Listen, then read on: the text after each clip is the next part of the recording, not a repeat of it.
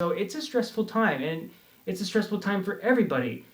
And most of the world right now is in some type of lockdown, or they've closed schools. There's been a lockdown, and they've shut down businesses. A lot of people are out of work, and then being in Sweden, I was always like waiting for that step to come, and it was like Norway did it and Denmark did it, and then I was like, okay, this is going to happen. Sweden's going to do it.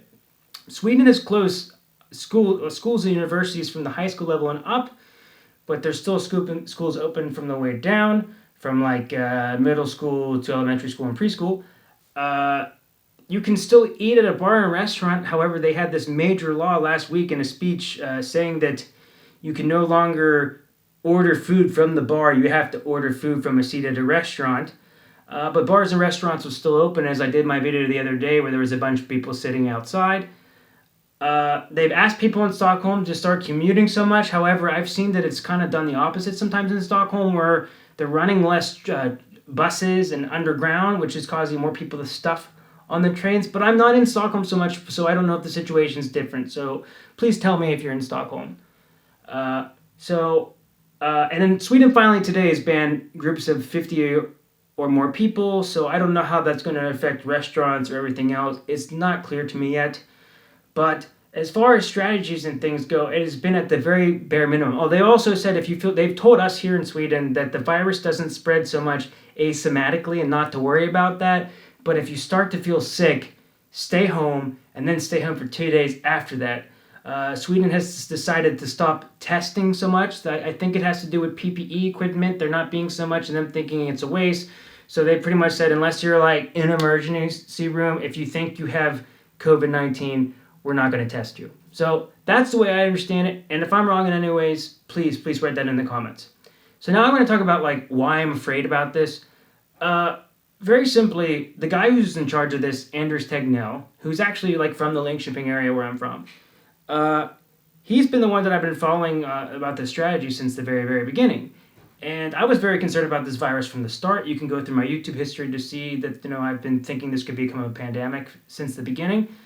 And so I was following him. And the first thing is he said that it was never going to come to Sweden.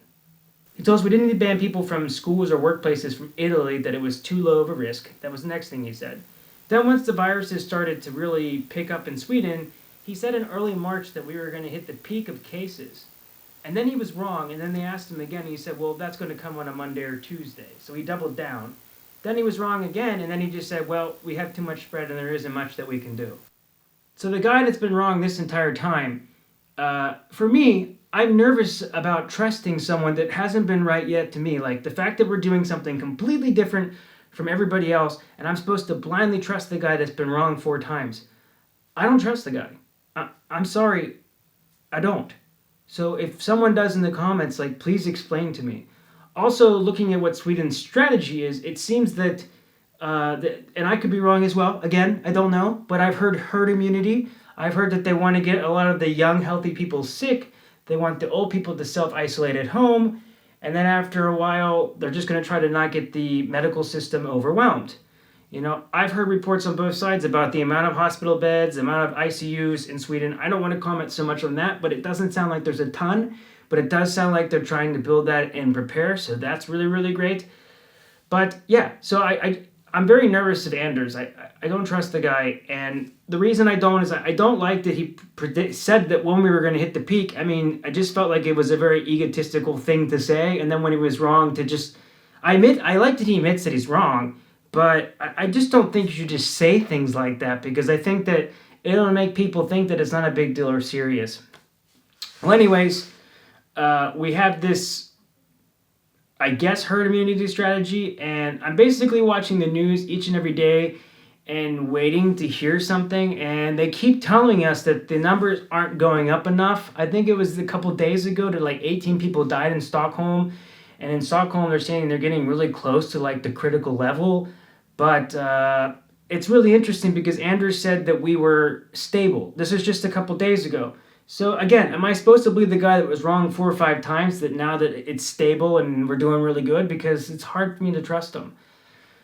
So this is where we are. And, I don't need to go into my personal details, but these decisions that are being made impact my life on a daily basis and are changing things on a daily basis. And so I'm open-minded to hear what everybody else says, and I'm trying my best to not be like overly critical, but it is interesting seeing that Sweden is doing something completely different from the rest of the world. And again, I'm not trying to spread fear, but my concern is looking at what Sweden's strategy is. It kind of feels like we're going to do a government. This is my personal opinion.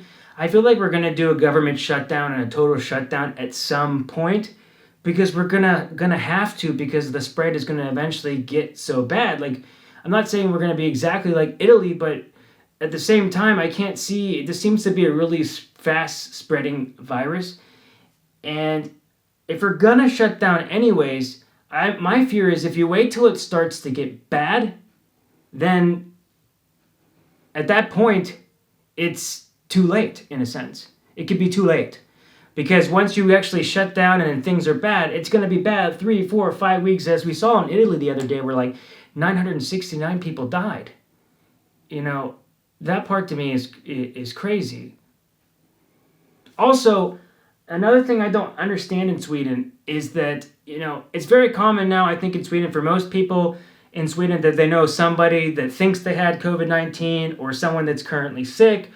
And, it's almost in Sweden, everybody knows somebody yet, right? But I think they say it's like 2,000 cases or a little bit over 2,000 cases at this point. But Sweden has stopped testing. And guys, again in the comments, like, explain to me how I'm wrong, because I'm open-minded. But how can you fight a virus if you don't know who has the virus? How can you mitigate the spread if you can't isolate the people that are sick and keep them from that? Like, I totally support what the WHO strategy is. I believe in it. And I haven't really seen enough from Sweden to make me feel confident. So that's what I'm saying. Like, how can you fight an enemy you can't see? You have to be able to test. You have to be able to isolate cases. We can't just say that, well, if you're sick, then stay home and think you have it. Also, the evidence I'm seeing outside of Sweden is that this virus does spread asymptomatically, that a lot of people can catch it that way because it has a long incubation period. So should I believe the information and facts coming from the World Health Organization, or am I supposed to trust Anders Tegnell? That's what I don't understand. The approach I take, and please explain to me, again, I'm trying to be open-minded here and not be rude or mean or be fearful, but please explain to me why this approach that Sweden is doing is better, and please explain what their approach is completely. Is it the herd immunity? Is it that they're going to shut down anyways and they're waiting for things to get mad? Please, someone explain it to me, because they're not doing a nice enough job of explaining it. I support a proactive approach. I support lots of testing. I support a complete lockdown and shutdown in the beginning so that we can get a handle on a situation, shutting down all businesses and schools and other things, just to see if it's bad yet. Because I care about Sweden. I care about my family and friends in the States. I care about my Swedish family here and friends here, and I don't want anything bad to happen to anybody. And I have a lot of friends that are in the at-risk, group, and I'm concerned and I'm worried about them. So, yeah, this is just the thing. So, again, open-minded. Please tell me what you guys think. I really don't want to upset anybody or whatever. It's not about that. And I'm not trying to be unresponsible by doing this video. I think if you're going to do something your own way when the rest of the world is doing something else, you're going to have to be able to take criticism. All right? All right, guys. Stay safe. Social distance. Hej då.